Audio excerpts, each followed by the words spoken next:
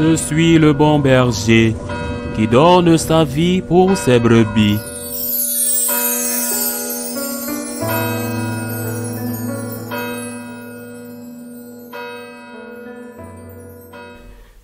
En ce temps-là, Jésus marchant vers Jérusalem, traversait la région située entre la Samarie et la Galilée. Comme il entrait dans un village, 10 lépreux vinrent à sa rencontre. Ils s'arrêtèrent à distance et lui crièrent « Jésus maître, prends pitié de nous !» À cette vue, Jésus leur dit « Allez vous montrer aux prêtres. » En cours de route, ils furent purifiés. L'un d'eux, voyant qu'il était guéri, revint sur ses pas, en glorifiant Dieu à pleine voix. Il se jeta face contre terre, aux pieds de Jésus, en lui rendant grâce. Or, c'était un Samaritain. Alors Jésus prit la parole et dit, « Tous les 10 n'ont-ils pas été purifiés? Les 9 autres, où sont-ils? » Il ne s'est trouvé parmi eux que cet étranger, pour revenir sur ses pas et rendre gloire à Dieu. Jésus lui dit, « Relève-toi et va, ta foi t'a sauvé. » Acclamons la parole de Dieu. Je voudrais commencer la méditation sur ce passage de l'évangile de Saint Luc en disant que c'est celui-ci, plus que tout autre, qui, avec l'expérience de Saint François, m'a poussé à fonder les Franciscains de Marie. Je vais maintenant vous expliquer pourquoi. Il comporte 3 parties. Premièrement, un groupe de malades, des lépreux, qui à cette époque étaient considérés comme atteints d'une maladie incurable et très contagieuse. Ils demandent à Jésus de les purifier, de les guérir. Ils lui demandent de l'aide. Première caractéristique, ils ont tous la foi. Ils appellent Jésus maître, sûrement dans leur langue, rabbi, maître. Et ils ont la foi, une grande foi.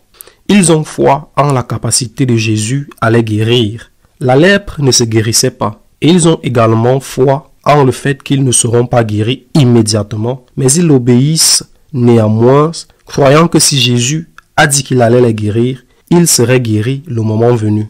Ils doivent se présenter aux prêtres, car c'était l'obligation lorsqu'un lépreux était guéri, ce qui était très rare, miraculeux. Ils devaient se présenter aux prêtres afin que celui-ci atteste par écrit qu'il était guéri et qu'il pouvait réintégrer la société. Ils ont foi en la capacité du Christ à faire des miracles.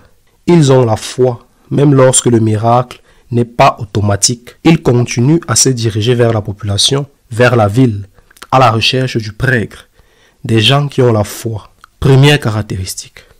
Deuxième caractéristique, la guérison arrive. Deuxième enseignement, la guérison a lieu et seul un des 10, un seul revient pour remercier Jésus. Jésus constate donc avec tristesse que un seul est revenu et demande où sont les 9 autres. De plus, cet étranger dit que, comme il se trouvait entre la Galilée et la Samarie, les Samaritains avaient une religion différente, issue de l'époque où il y eut la rupture entre Juda et la Samarie après la mort de Salomon. Seul cet étranger est venu remercier Dieu. Autrement dit, un étranger, un membre d'une autre religion, a une plus grande capacité de reconnaissance qu'un membre de la religion juive. Nous pouvons dire cela aussi. Peut-être qu'un athée ou un musulman ou un bouddhiste, peut-être. Il y en a de partout. Mais peut-être que vous pouvez rencontrer là-bas des personnes qui sont plus capables de remercier parce qu'il est possible qu'elles aient vu et touché de manière surprenante qui est Jésus-Christ.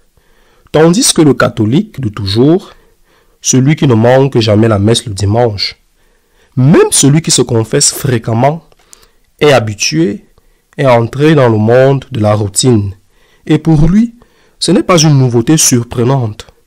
Seul un étranger revient pour remercier. Les 9 autres, non. Jésus en souffre. Il s'en étonne. Où sont les autres? Troisième partie. La plus décisive, Jésus dit à cet ancien lépreux, qui est déjà guéri, tout comme les 9 autres étaient guéris, il n'avait plus la lèpre. Il lui dit, lève-toi. Il est à genoux en le remerciant. Lève-toi, va, ta foi t'a sauvé.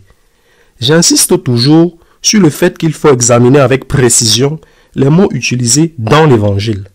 Il ne dit pas « ta foi t'a guéri », car c'est sa foi en la puissance de Dieu, en la puissance du Christ véritable Dieu, qui l'avait guéri. Cependant, il utilise maintenant un autre mot. « Ta foi t'a sauvé ». Le salut fait référence à la vie éternelle. Il fait référence aux maladies de l'âme. Ces maladies de l'âme sont celles qui nous empêchent d'entrer dans la vie éternelle. La guérison dans ce contexte faisait évidemment référence à un problème de santé, la lèpre. Pourquoi les 10 ont-ils été guéris et un seul a-t-il été sauvé? Quelle différence y avait-il entre ces 9 guéris et celui qui a été guéri et sauvé? La gratitude. La gratitude guérit votre âme. La gratitude vous sauve. C'est pourquoi j'ai fondé les Franciscains de Marie, missionnaires de la gratitude. Car j'avais et j'ai devant moi des millions et des millions de catholiques, non pas d'autres religions, mais des catholiques, et non pas ces païens baptisés dont parlait Benoît XVI, mais des catholiques pratiquants, des catholiques qui ont foi en Jésus, des catholiques qui vont à la messe, des catholiques qui viennent demander de l'aide au Seigneur, à la Vierge, aux saints, mais des catholiques guéris par la foi, mais non sauvés, car ils ne sont pas capables de remercier. L'ingratitude te tue. Pourquoi ne comprends-tu pas cela? C'est tellement évident dans l'évangile et tellement évident dans la vie elle-même. La personne qui ne remercie pas est une personne malade psychologiquement et spirituellement. Elle ne sait que demander, demander et demander. Elle devient quelqu'un d'odieux, quelqu'un que personne ne veut, quelqu'un qui est rejeté par tout le monde, un lépreux d'autrefois. Elle devient quelqu'un qui ne pense qu'à lui-même et qui utilise même Dieu pour son propre bien, pour ses propres fins. J'ai foi en toi, guéris-moi. Oui, tu as la foi. Tu as la foi, mais tu n'es pas sauvé. C'est la gratitude qui te pousse à te mettre à genoux devant Dieu, comme cet ancien lépreux, pour lui dire merci et merci. Non seulement par ce geste à genoux devant Dieu et en verbalisant ta gratitude, mais merci par ma vie, car par gratitude envers toi, je veux faire ta volonté. Par gratitude envers toi, je veux t'aimer et aimer mes frères comme tu me l'enseignes. Et c'est cela qui te sauve. Eh bien, quand je parle des écoles de la gratitude, grâce à Dieu, beaucoup écoutent, beaucoup s'y inscrivent. Cette année, j'ai encore plus de 2000 courriers en attente de réponse.